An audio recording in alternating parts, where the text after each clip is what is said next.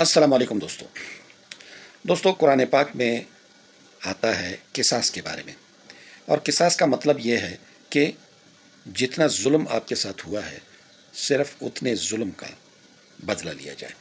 اس لیے کہا جاتا ہے کہ ہاتھ کے بدلے ہاتھ، آنکھ کے بدلے آنکھ، اس طرح سے یہ قصاص یہ ہوتا ہے۔ اور اگر معاف کر دیا جائے تو وہ بہت بہتر ہے۔ ایک حدیث ہے، یہ بخاری شریف کی حدیث ہے، اور اسے روایت کیا ہے حضرت انس رضی اللہ تعالی عنہ نے۔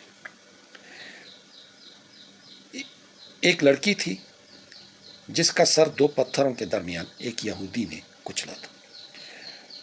تو جب اس لڑکی سے پوچھا گیا کہ یہ کس نے کیا، فلانے نے کیا، فلانے نے کیا، فلانے نے کیا، تو جب اس یہودی کا نام آیا تو اس لڑکی نے اس بات میں سر ہلا دیا۔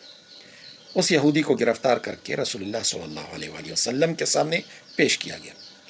یہودی نے اقرار جرم کر لیا تو رسول اللہ صلی اللہ علیہ وآلہ وسلم نے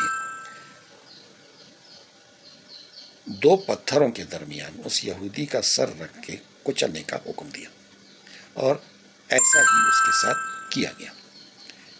یہ بخاری شریف کی حدیث ہے۔